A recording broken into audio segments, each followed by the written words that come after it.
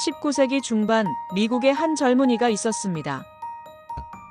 그의 이름은 헨리 데이비드 소로. 그는 세상의 번잡함과 물질주의에 지쳐 있었습니다. 도시의 소음, 사람들의 끝없는 욕망, 그리고 그 속에서 잃어가는 자신을 느꼈죠.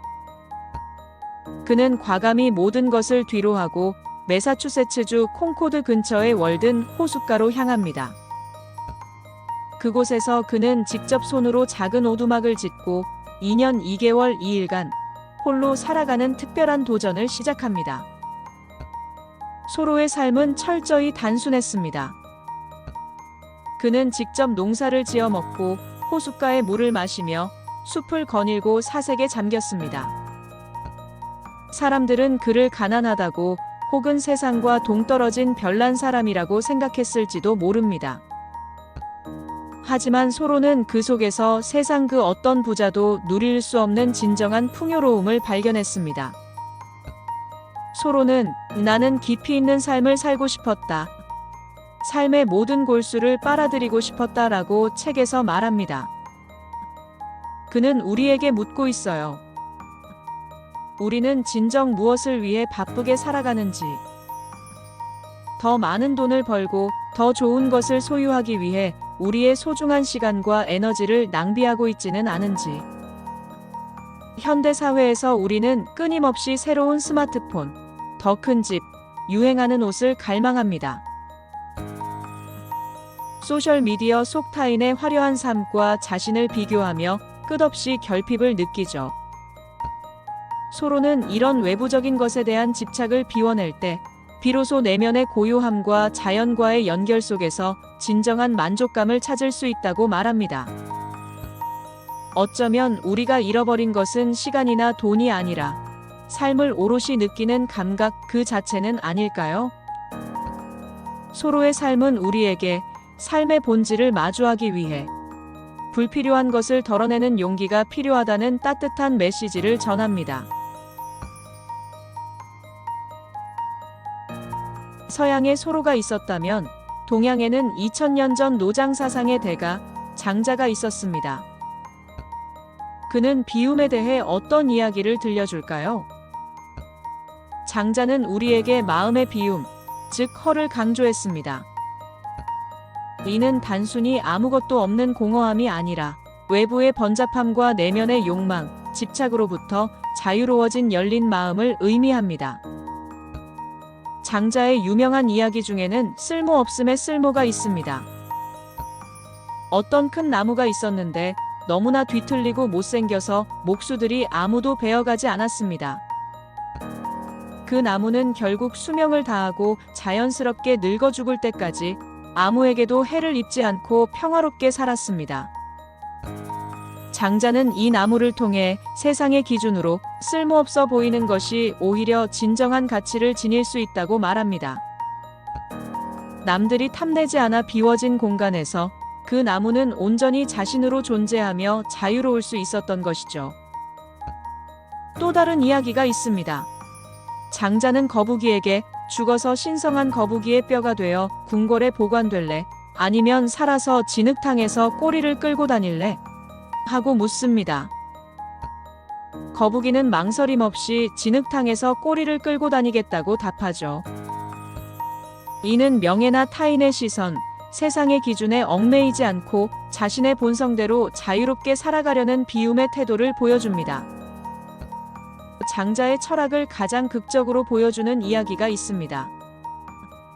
바로 호접지몽, 나비의 꿈 이야기입니다. 어느 날 장자가 깊은 잠에 빠졌습니다. 꿈속에서 그는 자신이 나비가 되어 훨훨 날아다녔습니다. 꽃들 사이를 자유롭게 유영하고 바람을 가르며 마음껏 날갯짓했습니다. 너무나 즐겁고 행복해서 자신이 인간 장주라는 사실조차 완전히 잊어버렸습니다. 나비 그 자체가 되어 오직 날아다니는 기쁨만을 느꼈죠. 그러다 문득 잠에서 깨어보니 그는 분명히 인간 장주였습니다. 그런데 이상하게도 그는 혼란에 빠졌습니다. 내가 꿈의 나비가 된 것일까? 아니면 지금 이 순간 나비가 꿈의 장주가 된 것일까? 장주와 나비는 분명히 다른 존재인데 꿈과 현실의 경계가 너무나 모호해져 어느 것이 진짜 자신인지 알 수 없게 된 것입니다. 이 이야기는 우리에게 깊은 질문을 던집니다.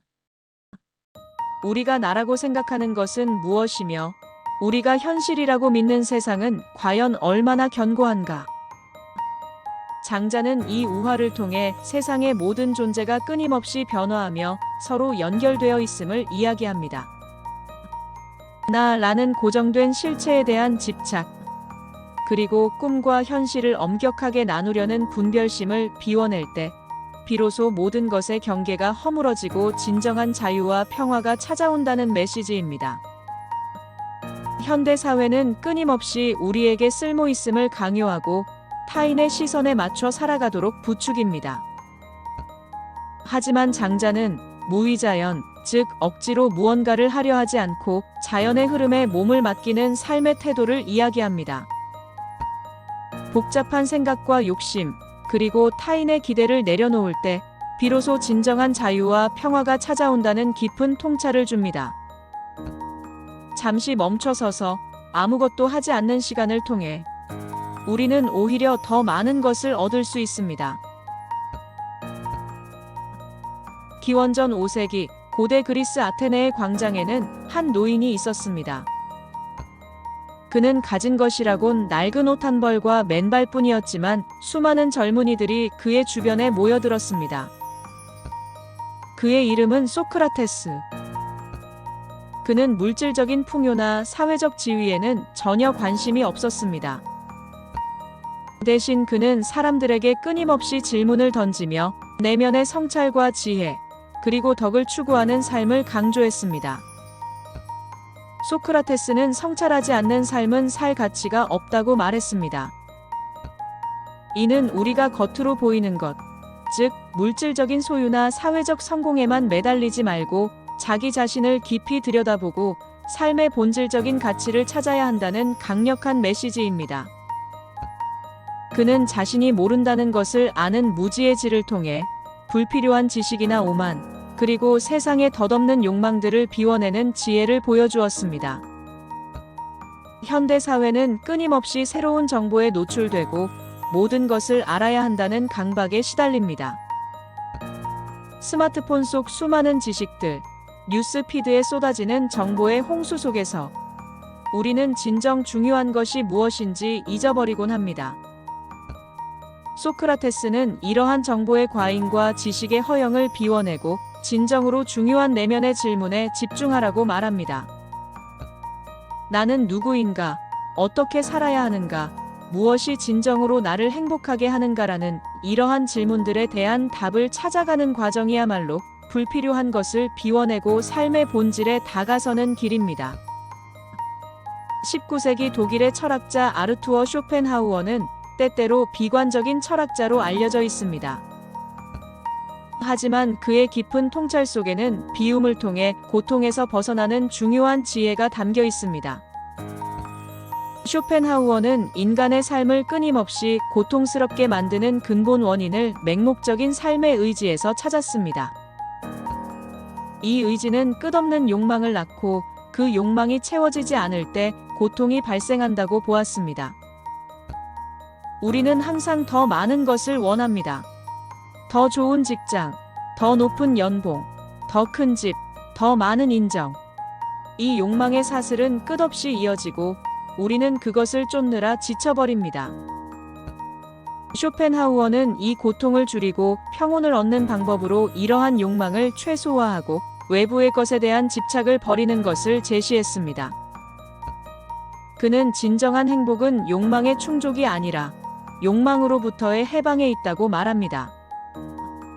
마치 끝없이 목마른 사람이 바닷물을 마시는 것과 같습니다. 마시면 마실수록 갈증은 더해지죠. 쇼펜하우어는 이 갈증 자체를 줄여야 한다고 말합니다. 현대인의 번아웃과 무기력은 종종 끝없는 욕망과 성취에 대한 강박에서 비롯됩니다. 쇼펜하우어의 철학은 우리에게 그 욕망의 짐을 비워내는 것이야말로 고통을 줄이고 내면의 평화를 찾는 중요한 길임을 역설하고 있습니다. 행복이 무언가를 얻는 것에만 있지 않고 불필요한 것을 내려놓는 데서도 온다는 역설적인 지혜는 지친 현대인들에게 깊은 위로가 될 수 있습니다.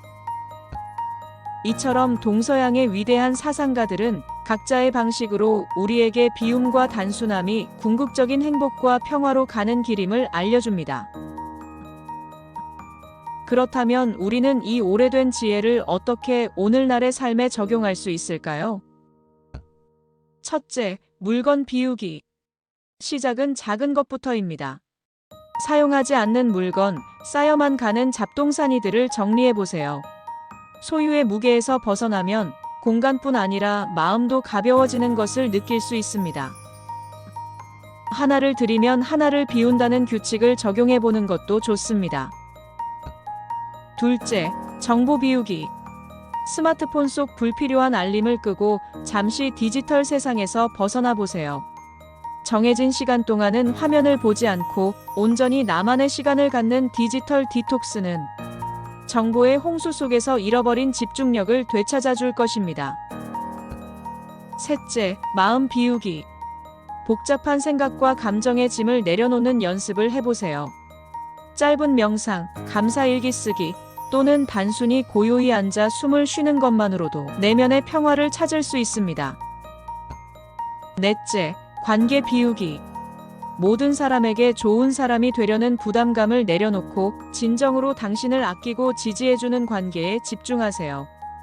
피로하고 에너지를 소모하는 관계는 과감히 비워내는 용기도 필요합니다. 비움은 결코 상실이 아닙니다. 오히려 더 중요한 것으로 채워질 공간을 만드는 일입니다. 당신의 삶을 진정으로 풍요롭게 만들어줄 새로운 시작이 될 것입니다.